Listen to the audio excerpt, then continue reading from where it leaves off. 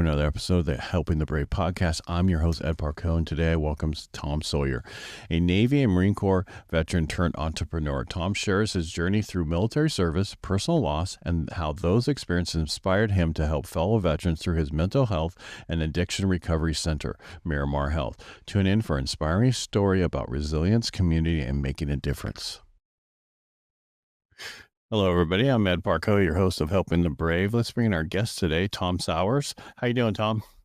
Good, Ed. Thanks for having me. My pleasure. All right. There's only one question I ask on every episode that's the same. What service and why? I was two services. So I was in the Navy and the Marine Corps. I joined the Marines because, well, one, there's a part of me that wanted the sense of adventure, call to adventure was really what it was. And then later I went into the Navy just because I was tired of having a fucked up haircut. Sorry, as a Navy guy, you have always been in the Navy. Because you're in the Marine Corps, your checks come from the Department of the Navy. That's right. And also what's really funny is most of my time in the Navy, I was working with the Army or, or with the Marines. So, I drove ships for a couple of years, but then my last deployment was with Army Special Forces. Now I'm going to ask you to turn up your mic a little bit. Okay. Sorry. One moment. You got it. Yeah. Now it's a little too quiet. Got it. Up a little bit. Yeah. How about that? That's better? That's fine. Yeah, that'll work for now. All right. So what did you do in the Marine Corps?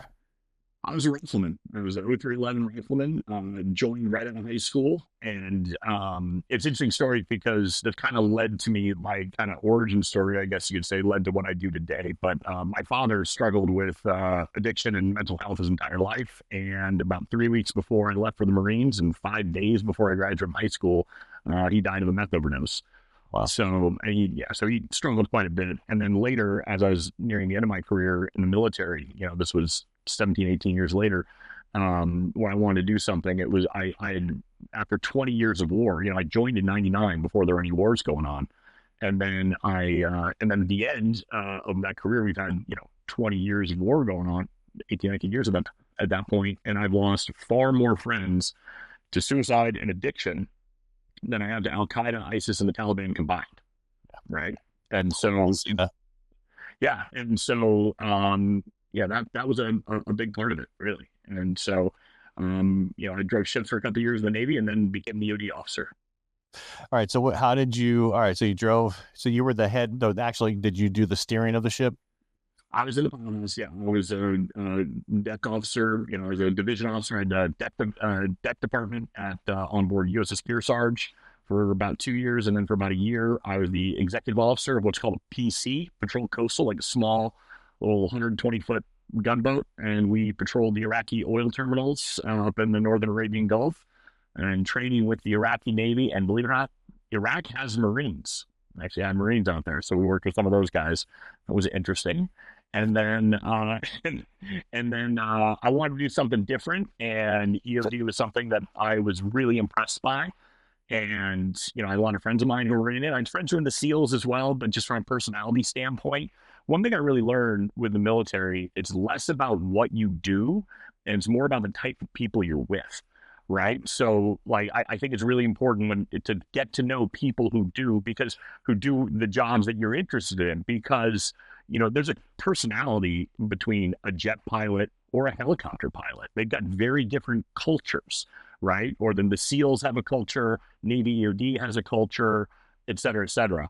And so Navy EOD just really appealed to me because not only was it very physical and you're doing great stuff, jumping out of planes, blowing stuff up, great stuff, right? And doing like dangerous, very intensive work. But the personality, the entire time, it was just like we're laughing and joking the whole way. And it was just a very, when it's time for business, time for business. But after that, it felt like I was just hanging out with friends all the time. Yeah, working out, going skydiving together. It was great stuff. I absolutely loved it. All right. So back up a second. You joined as enlisted. Did you become an officer? Did. So while I was you're trying to tell the story your way. I'm trying to follow your story. You joined as enlisted as a Marine, and when did you go to OCS? To the Naval Academy. Okay. So I applied. So you jump all over the place. Most important thing you could have said was you went to the Naval Academy, and then because that's elite of the elite to start with. Not everybody goes to the Naval Academy. Well, that's kind of you to say that. It's interesting. There are some really remarkable human beings that are my classmates that I really love, and I still talk to them. I mean, I'm talking to my classmates. I mean, somebody from my class every day. Still this year, we've got our 20-year reunion next year. We graduated in 2006, and so those are some of my very, very closest friends. One of them is my business partner, as a matter of fact, one of my classmates. So in our endeavor we do now, he's the smart one. He was a submarine officer. So he's really good with all the numbers and everything like that. And he's very rigid. He's good that way. So, but yeah. Some people wouldn't think a submarine person is that smart if they got stuck on a submarine. Yeah, it's pretty hard to get to nuclear power school. It's I know. It's a tough school, but it's oh, yeah. It's just it's an unusual situation or a person to be able to go on a submarine. Very unusual person. And I'll tell you what, one thing that doesn't get noticed enough is it's one of the most demanding and stressful jobs out there, whether it's peacetime or wartime. They have some of the highest rates of alcoholism, violence, abuse, divorce. I mean, you name it. It's a tough field because you're just not there ever. You're usually under the water, or even when you're pier side, you're on the ship every third day. You're sleeping on board the ship. It's rough. It's a really rough life. So, I mean, if it was so much fun in games, everyone loved it, they wouldn't pay out crazy wild bonuses for you to stay in, So it's that's one of the things that I learned pretty quickly through him, through some of my other friends. All right, so you went to a Naval Academy, and then that's when. Then after that, you were on ships, steering them and overseeing. Because you didn't actually do the steering; there was an enlisted guy that did the steering for you. I was a surface warfare officer. They told them what to do. Yeah, pretty much. Yeah, but also the thing is like many things in the military, it's like you're responsible for him. I know, right? Yeah. So it's one of the things. It's like a lot of officers need to realize that. Junior officers need to understand that it's like there's a reason they pay you more, right? Where it's like you're responsible for the actions of your subordinates, right? So even when it's not your fault, guess what? It's still your fault. When they have to hold somebody accountable, it's almost always when something goes wrong. It's like who's the commissioned officer present, right? Something bad happens. It's who is the commissioned officer who was present. And then, even, one of my chiefs, when I was in EOD, he kind of joked, he was like, why we have officers, sir, right? He's like, because somebody's got to go to jail, so. Somebody's got to be in charge of it. Yeah. Yeah. And the reason I bring that up is I actually interviewed one of the drivers of one of the ships. That's what he actually did. Oh, it's huntsman. Yeah. So, and he's doing some other stuff to help vets and others, on the other side. But it was just So I was in the Navy, but I was stationed at Camp Pendleton, the Marines. So I was at the hospital, but I also did a lot with the Marines. So I never was on. Closest I've been on a ship twice, but that was just to see somebody. So, and I tell people I don't remember which to salute, what to say when I come up there. So you were a doc, corpsman? Yeah, I was corpsman. Yeah. Okay. Yeah. I'm actually only 30 minutes up the road from Pendleton. I'm in Orange County. Yeah. So I was stationed. So I was stationed in Camp Pendleton, got out, stayed down there for over 20 years, and then moved back up to Northern California. I'm in the Central Valley of Modesto. Oh, okay. Got it. Oh, right on. Yeah, Pendleton's a great place, man. It's one of the nice things about the Navy and the Marine Corps is we usually get all the really good duty stations.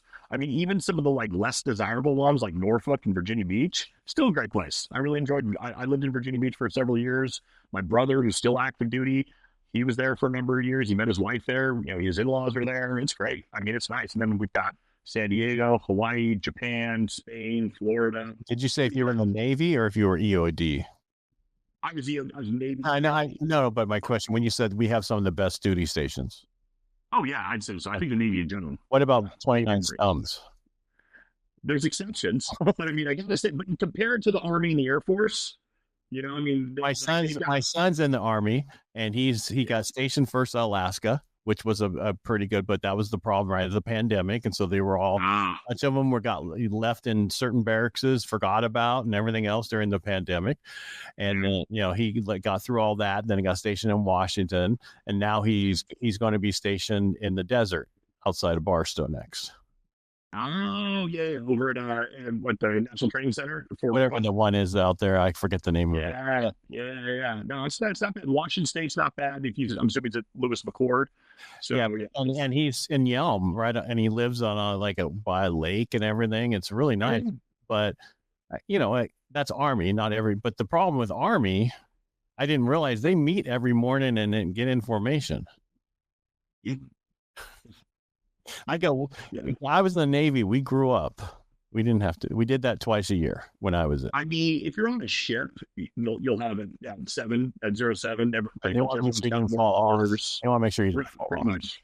Make sure you're there every morning. When I was on a ship, it's like they were there mostly to make sure that you were not in jail, you're present, you're wearing a clean uniform, you shaved, and you're sober. Right? I mean, it was, we were on a ship, especially some of those tough jobs out there, man. But I got to say that, like, it sounds like your son who's in the Army. He's got a pretty good deal on duty stations, generally speaking. But I mean, you compare that to like big Army, that's like Killeen, Texas, Fort Hood. You got Fort Benning, Georgia, not great. You've got Fayetteville, North Carolina. The only time my car has ever been broken into was in Fayetteville.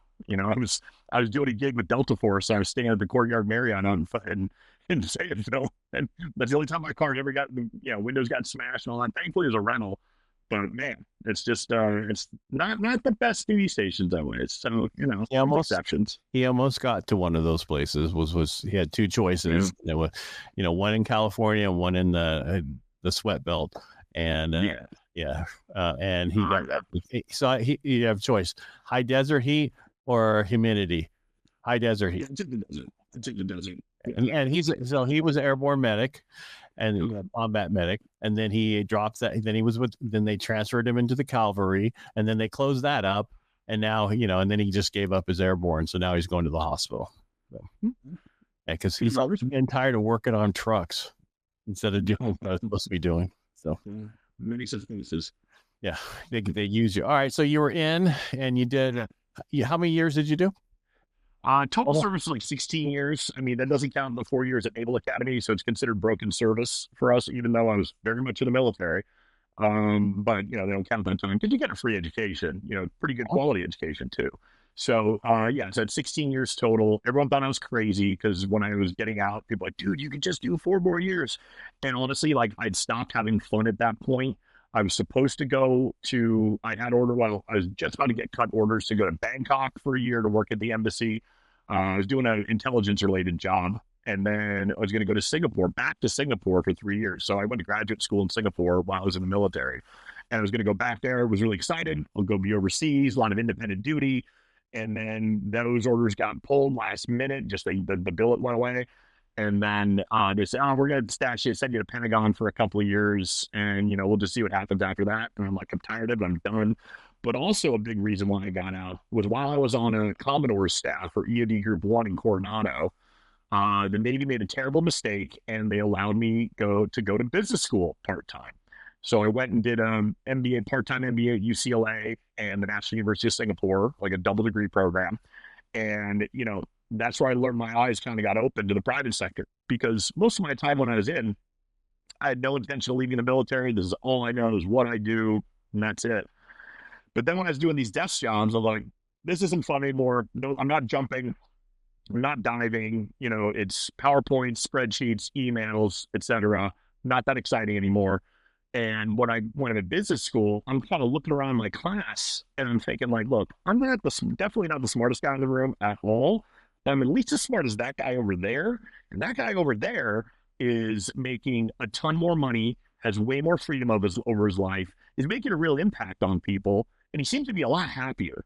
So that kind of became a possibility. So when I found out I was just going to go from desk job to another cubicle job to another cubicle job in Pentagon, I said, you know what, that's it. It's time to pull. I was in my late 30s and I still had those hustle years in me. And I'm like, you know what, I want to do something different. So I got out and I started a company. Well, back up just to pay the bills right off the bat.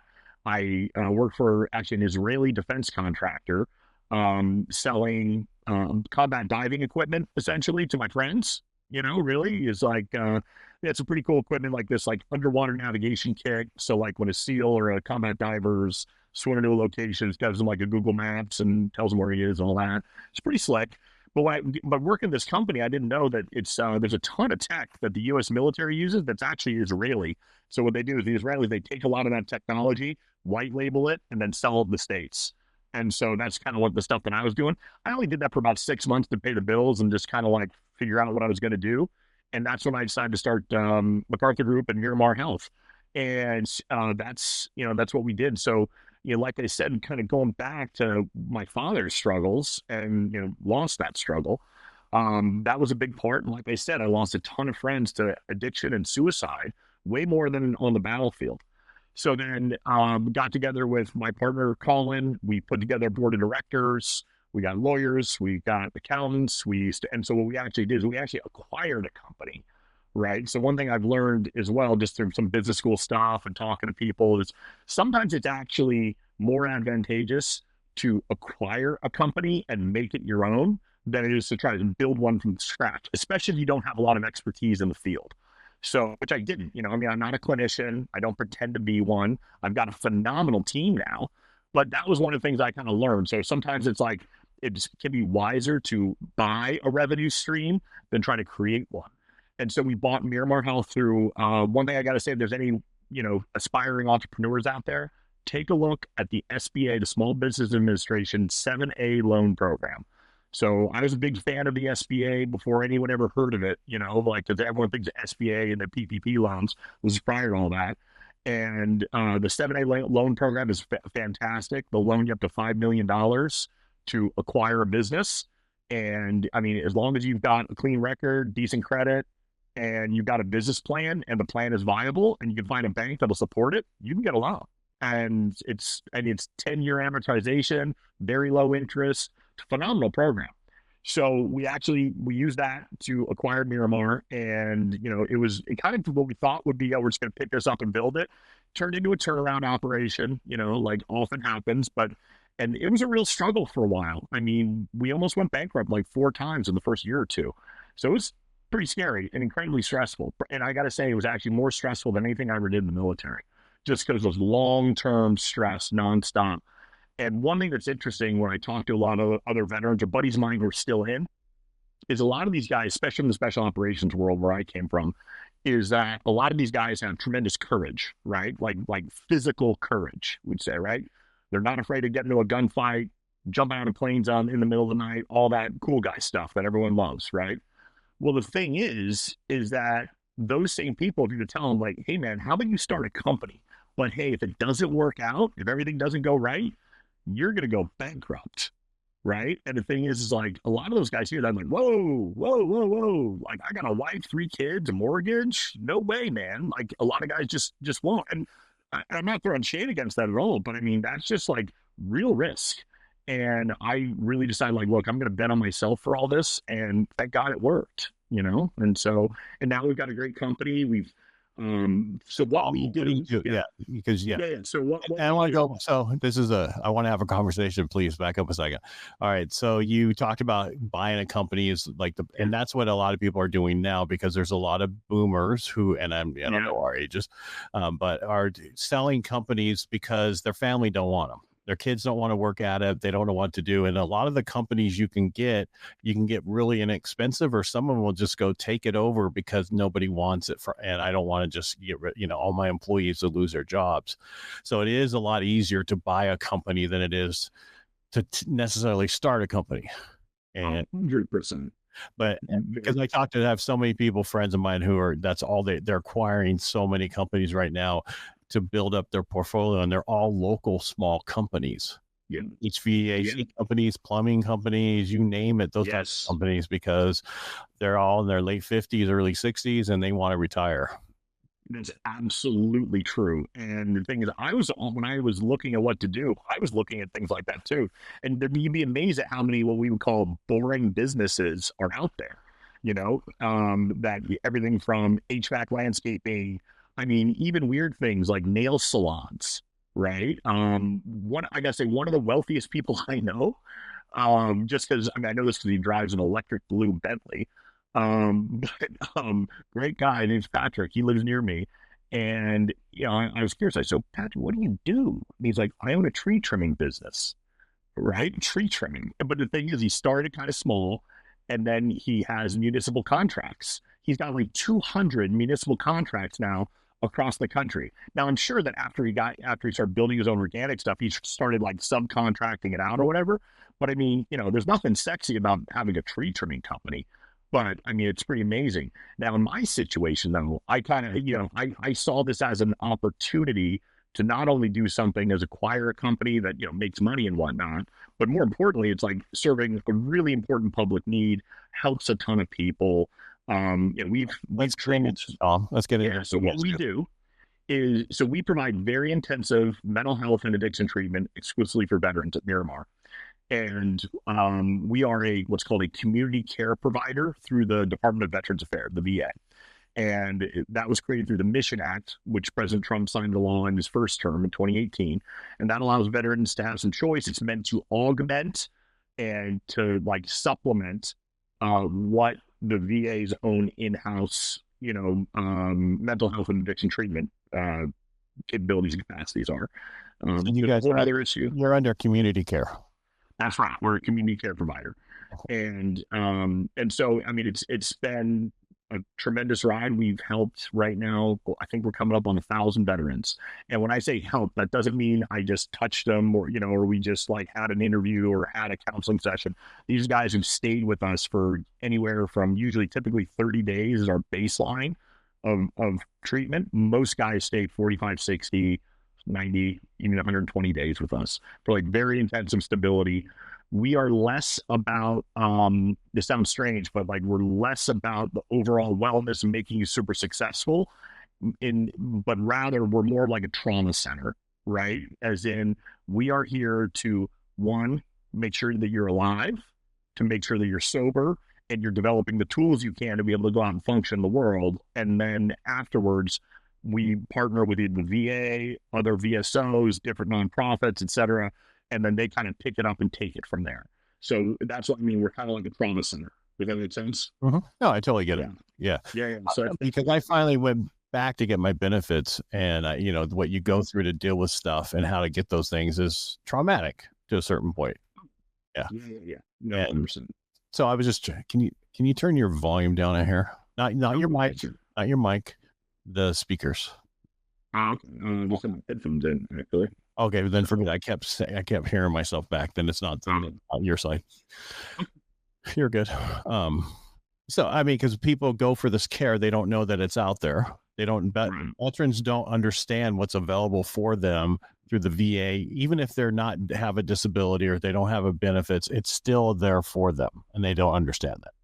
That's absolutely correct. I mean, even when I was applying for my disability benefits, right? Let's say it's like I looked at this where like, hey, I'm a reasonably intelligent person. I went to college and I'm having a hard time navigating all this, right? I mean, I should, this shouldn't be this complicated. And I got to say, when it comes for like very serious care, suicide prevention, addiction treatment, very serious mental health issues, a lot of these guys, by the time when they're showing up, when they come to us, for example, they're usually coming to us from the emergency department or coming from like where they're in crisis. And a lot of the times, like these guys don't know what's available to them. They're literally walking in to a VA hospital or they're calling their providers like, can you please help me? And one of the challenges that we've had to deal with right now, well, not right now, but for the past several years, is quite often it gets into frankly, it's a political issue now, is the VA is very reluctant to go outside of their own lifelines, to go outside of the VA for community care services like ours. And it's mostly like a budget fight because even though we cost substantially less to treat a veteran than what it costs the VA to do it, they look at us as a threat, right? It's kind of like the analogy that's been explained to me is very similar to like public school. If you think of the VA as a very struggling, bloated, with tons of money but no success kind of a public school district, well, we're community care providers at the charter schools, right? Who arguably might do a better job, but they do it for substantially less. So then, in that case, with that analogy, what do the public schools think of the charter schools? What do the teachers unions think of the charter schools? Same story here. We have to deal with, they look at us as a threat, even though, a couple of years ago, I testified before Congress, the House Veterans Affairs Committee. And one of the things I just had to say, make it really clear. And I even turned around and looked at like some very senior VA folks behind me. I said, look, we're not your enemy. We're your friend. We're your teammates. Like, help me to help you. Right. That's what we want to do. Because unfortunately, the VA is the second largest agency in the federal government. Right. It's got 400 and something thousand employees. And the issue though is like at the same time, they're just very concerned about that. Like it's one of those things. The number one priority of the VA, unfortunately, is the VA. Oh, And I'm not talking about the boots on the ground people, the right. nurses or the therapists, the social workers, We're but talking about as of now, administration. We're talking about yeah, administration. Yeah. it And really that's is. what's nice, the fact that now community care can go longer now. They just passed, through the VA secretary and the president allowed it to work. Because, I mean, that's what I'd rather go to community care Yeah. than go through the VA. I had a great chiropractor that was through community care. Then they want me to go inside. And this little girl's probably, I don't know, 90 pounds. There's no way you're going to do anything on me. No, no, I know. And let me get, not anybody can do, you have to use those little devices, and that's the only thing that works. And most of them don't use those. But Yeah. but community care, I think, is one of the best things, because one of the things we run into, and a lot of vets do when they're going for disability and need a nexus letter, you try to get that through the VA system, you're waiting years. They don't write them. They don't want them to write them. But if you go through a community care person, they'll do it for you, no problem. Yeah. I mean, and what's really unfortunate is we've had many cases, many, many such cases. Veterans who are in crisis. They ask for help, and they might have known about us, and they asked about coming to us or a different community care provider. There's plenty of good ones out there. And the VA will deny them that care. They say, "Oh, no, no, no, we can't send you to community care. The rules for access are different for mental health and SUD treatment than it is for other types of community care," which simply is, a violation of the letter and the spirit of the Mission Act. But one thing that I learned is that the VA takes a little bit of artistic license in interpreting the law and creating a policy, right? So if you go back to like your high school civics class or Schoolhouse Rock, the bill makes it through Congress, gets signed by the president, but what happens from there? It goes from the president's office and it goes to the relevant agencies, in this case, the Department of Veterans Affairs, and they've got a battalion of lawyers there, and their job is to take this law and put it into policy. Well, during that process, there's an awful lot of artistic license. And unfortunately, the VA has chosen to interpret the law differently, where now we have veterans who are on waiting lists for 10, 20, up to 30 days to get treatment because let's say the in-house VA facility is full, and they'll say, "Oh, well, we can get you an assessment in like 10 days, and then we'll put you on the waiting list." I mean, you think about this, if you've known anyone, I'm sure you have, of a veteran who's in real serious crisis, mental health or addiction crisis, they don't have days. They sure hell don't have weeks. They've got hours. And when that veteran hears, "Oh, we can get you, come in for an assessment in a couple of weeks, and then we'll get you," all they hear is, "We're not going to help you." And when there's a community care bed available right now, there've been several cases where we've had to tell them, like, "Hey, we can," where the veteran came to them, this, "Please help me." They said, "Well, there's a waiting list, got to wait and see, et cetera, paperwork. And we're raising our hand saying, "We can have him in our care before lunch." And it doesn't always happen. So, which is, I think, really unfortunate. There's currently a bill in Congress right now called the Access Act, which I'm going to DC to essentially lobby for in a couple of weeks. And, that's meant to solidify and codify and make very specific those access standards. But here's the worst part right now. And this actually has me a little frustrated with the Trump administration. And I'm saying this is like, I don't know, I don't look like a Democrat, do I? And Well, so, just because you don't agree with everything doesn't mean you have to. right. Yeah. And so the thing is, I've been a little frustrated with the VA admin right now because the Secretary of Veterans Affairs, Doug Collins, can change those access standards tonight. He really could. And we don't understand why he hasn't. My concern, though, is that he's being led by the nose or kind of by the careers and the non-political appointees there, because they don't have enough political appointees. And they're "Oh, well, sir, we can't do this because of this and this and this." And, really, that's kind of bullshit, actually. So that could be changed. I think he's just waiting for Congress to act, which I find very unfortunate. Put it that way. Well, I think, yeah, but then it's permanent. Yes. Agreed. The difference is, if he just did it, the next secretary could change it again. But if you go through Congress, and that's the problem with executive orders, they're great until the next president shows up and then they do an executive order to get rid of all the executive orders. Well, I agree with you. The plan has been, though, and we even talked to the VA, the incoming admin folks, was to do the executive order immediately and then still pass the bill, Right. right, to codify it and to make it permanent, like you just said. but he can still do it. He can still do it right now, and then the bill passes, and then we're good. So instead, we're left waiting for which, we have a goal to have this thing signed into law by Veterans Day. That's only like 60 something days from now. Right. So, that's that. There's a little bit of frustration going on. We'll say that. Now, I'm talking to folks at the White House, talking to some folks at VA. Um, I talk to the House Veterans Affairs and Senate Veterans Affairs Committee all the time. So we are really pushing for this because, and it's interesting because it started originally as like, this is kind of messed up. And it was almost more from a business perspective, but it's become so much bigger than just me or my company. I just would realize that there are all these guys and gals, mostly guys, who are just being denied care and they're dying. And guess what? They're not, like, nobody's finding out about them. We don't know that they're dead, right? I mean, because they're just not in the care of the VA. They just disappear. Well, that's why. Really So when I went through my benefits, I read my medical record. It said in here that he understands why veterans commit suicide in the parking lot because it's so difficult to get care for PTSD through the military. I mean, through the VA, not the military, because that's their medical, boom, and get it done. But the PTSD part to get seen and what you have to jump through the hoops to prove that you have it and it's like, if you have it, you shouldn't have to jump through the hoop. Send them through the process. If they get on the other side that they don't really have, you're going to help them anyway because there's something more. And that's my biggest problem with them.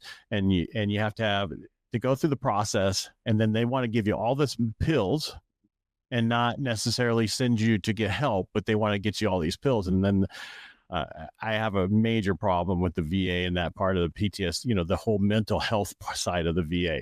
Medical side is fine. The mental health side is messed up, and it needs a lot. I couldn't agree with you more. Matter of fact, it's interesting you mentioned that case of the Navy guy. I think it was early this year who killed himself in the parking lot at the North Texas VA. He's not the only one though.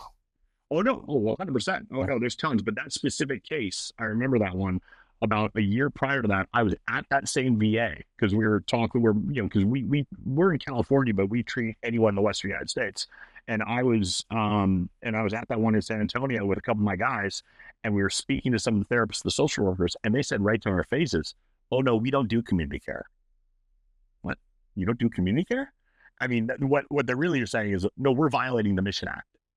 But that's what they're doing. Because what's interesting is, I mean, and you've probably heard this before, is that if you've worked with one VA, you worked with one VA. As in, it's surprisingly decentralized. Like, we're in the military, it's like you show up to a duty station, it's everything that you need is pretty standardized, right? Like, you go to PSD to get your admin, you do this, you check in, right? And like, authorities, organization are all structured generally the same. Not the case with the VA. You go to whether you go to Long Beach or San Diego or San Francisco, West Los Angeles, or wherever you go, they have each system is completely different. Like, roles, responsibilities, authorities, who has approval to do this and this and this is wildly different. So there's not a whole lot of standardization going on. And frankly, that just makes things more confusing for veterans, especially ones we've dealt with who've had to move. It is very frustrating. Yeah, I mean, that's just like our local one. They didn't have anybody for chiropractic, so they sent you to community care, which was great.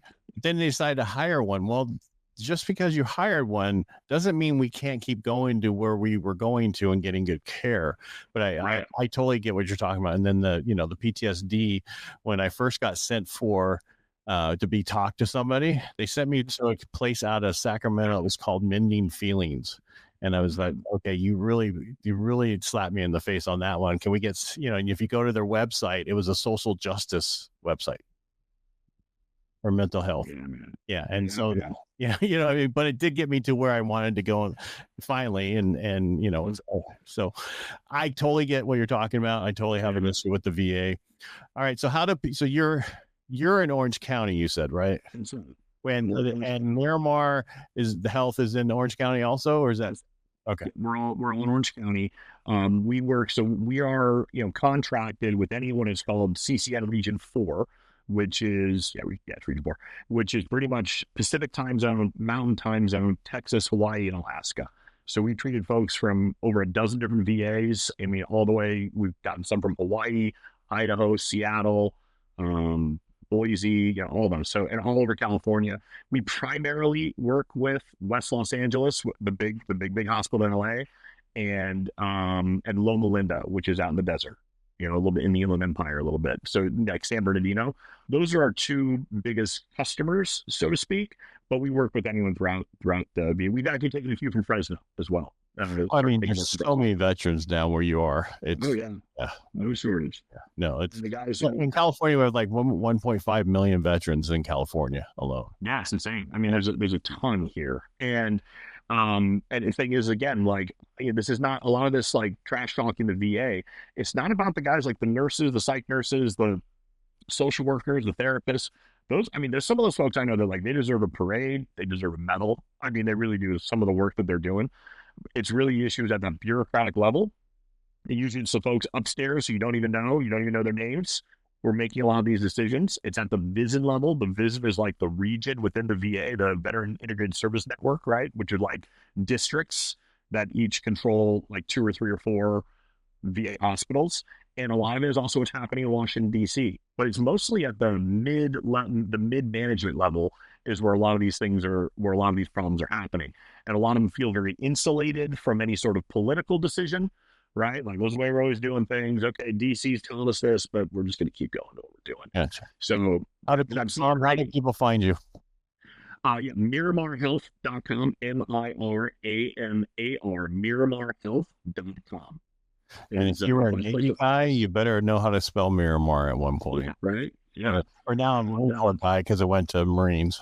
So yeah, and then I'm also on social media, but a little bit separate from the company. Mostly my right-wing rantings. I'm on Twitter or X as Thomas B. Sauer. Right, Tom, thank you so much for being on the show today and sharing your story. I really appreciate you being here. Thanks so much. I really appreciate it. All right. Thank you so much. And that's a wrap for today's episode of the Helping the Brave podcast. I want to thank Tom Sauer for his inspiring journey from Marine to Navy officer and how his personal experiences led him to helping veterans through Miramar Health. If you or someone you know needs support, visit MiramarHealth.com. Until next time, keep supporting the brave in your life.